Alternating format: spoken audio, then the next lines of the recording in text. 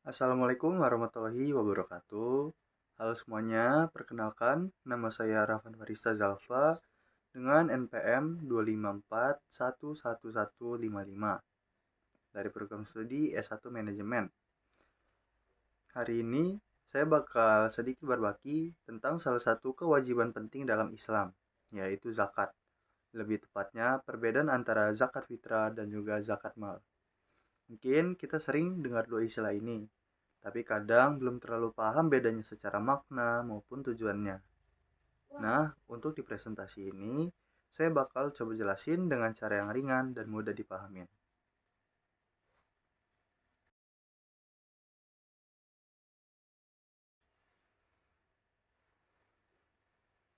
Nah, seperti yang ada pada slide kedua atau pengertian dari zakat, dapat disimpulkan bahwa zakat adalah kewajiban bagi setiap muslim yang mampu untuk mengeluarkan sebagian harta kepada orang-orang yang berhak menerimanya. Tapi kalau kita lihat lebih dalam, zakat itu bukan cuma kewajiban, tapi juga cara Allah mendidik manusia agar tidak terikat pada harta. Zakat membersihkan dua hal sekaligus, jiwa dan juga harta. Jiwa kita dibersihkan dari rasa egois dan tamak, sedangkan harta kita dibersihkan dari hak orang lain yang tertinggal di dalamnya.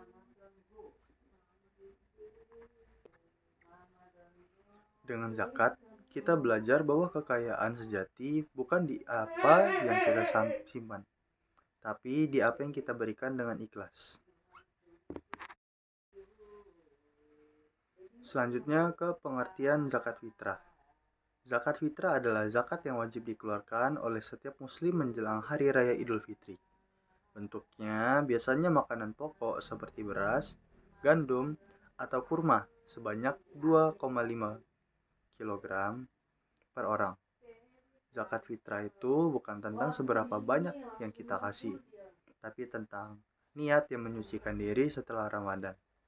Kita udah berpuasa sebulan penuh, menahan hawa nafsu, memperbaiki diri, dan zakat fitrah jadi simbol penyempurna dari semua itu. Nah, kalau zakat fitrah itu pembersih diri, maka zakat mal adalah pembersih harta. Zakat mal diwajibkan kepada setiap muslim yang memiliki harta cukup banyak, sudah mencapai nisab atau batas minimal, dan disimpan selama haul atau 1 tahun kepemilikan. Harta yang dikenal zakat mal bisa berupa uang, emas, perak, hasil pertanian, perdagangan, bahkan hewan ternak. Tujuan zakat mal bukan sekedar membantu orang miskin, tetapi menjaga keseimbangan ekonomi dan sosial. Zakat mal mengingatkan kita bahwa harta itu amanah, bukan milik mutlak. Dan di dalam setiap harta, selalu ada hak orang lain yang harus disalurkan. Selanjutnya, perbedaan zakat fitrah dan juga zakat mal. Zakat fitrah dan zakat mal itu memang sama-sama bentuk ibadah, tetapi keduanya punya arah dan makna yang berbeda. Zakat fitrah menekankan pada penyucian jiwa. Ia dikeluarkan di akhir Ramadan sebagai wujud syukur dan penyempurna ibadah puasa. Bentuknya berupa makanan pokok, karena tujuannya agar semua orang bisa menikmati hari raya tanpa kekurangan. Sementara zakat mal menekankan pada penyucian harta. Ia dikeluarkan kapan saja, asal harta yang kita miliki sudah mencapai nisab dan haul. Bentuknya biasanya uang atau harta bernilai. Tujuannya bukan cuma menolong, tapi juga memastikan bahwa harta kita tumbuh dengan berkah. Jadi kalau disimpulkan, zakat fitrah itu menata hati agar bersih dari ego. Sedangkan zakat mal menata harta agar bersih dari keserakahan. Selanjutnya, Allah telah menetapkan ada 8 golongan yang berhak menerima zakat. Disebut asnaf. Mereka adalah yang pertama ada fakir, orang yang hampir tidak punya apa-apa untuk hidupnya. Yang kedua, miskin, orang yang masih punya tapi tidak cukup untuk kebutuhan dasar. Yang ketiga, ada amil, orang yang mengurus dan menyalurkan zakat. keempat ada mu'alaf, orang yang baru masuk Islam dan butuh dukungan. Yang kelima ada rikob atau budak yang ingin memerdekakan diri. Keenam ada gorimin, orang yang berutang untuk tujuan kebaikan. Yang ketujuh fisabillah, pejuang di jalan Allah dalam arti luas. Bisa dai, guru agama, dan sebagainya. Yang kedelapan ada Ibnu Sabil. Ibnu Sabil itu musafir yang kehabisan bekal dalam perjalanan. Dalam golongan ini menunjukkan bahwa zakat bukan hanya membantu orang miskin, tetapi menjaga keseimbangan sosial di seluruh lapisan masyarakat. Selanjutnya kita ke contoh zakat fitrah.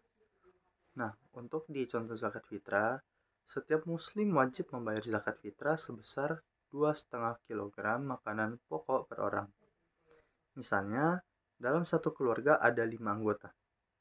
Maka zakat fitrahnya sama dengan 5 dikali 2,5 kg sama dengan 12,5 kg beras. Zakat fitrah bisa diserahkan langsung ke panitia zakat di masjid atau ke lembaga yang menyalurkan kepada mereka yang berhak. Nilainya mungkin terlihat kecil, tapi bagi orang yang menerima, itu bisa jadi makanan beberapa hari dan kebahagiaan di hari raya. Kalau tadi itu contoh zakat fitrah, sekarang kita ke zakat mal. Misalnya, seseorang memiliki tabungan sebesar 100.000. Selama 1 tahun, jika nilai nisab zakat 85 gram emas setara dengan 85.000, berarti hartanya sudah wajib dizakati. Perhitungannya seperti ini. 2,5% dikali dengan 100. Jadi hasilnya 2.500.000. Artinya dia wajib menunaikan zakat sebesar 2,5 juta. Dari nominal itu, mungkin seorang anak bisa sekolah, keluarga bisa makan, atau seseorang bisa bangkit dari kesulitan. Sekarang kita masuk ke hikmah zakat. Zakat itu punya hikmah yang luar biasa. Bukan hanya untuk penerimaannya atau penerimanya, tapi juga bagi yang memberi. Beberapa di antaranya, yang pertama, melatih empati dan mengikis rasa egois. Yang kedua, membuat harta terasa cukup dan penuh berkah. Yang ketiga, menumbuhkan keadilan sosial dan juga rasa kemanusiaan. Yang keempat, menyatukan masyarakat lewat rasa saling peduli.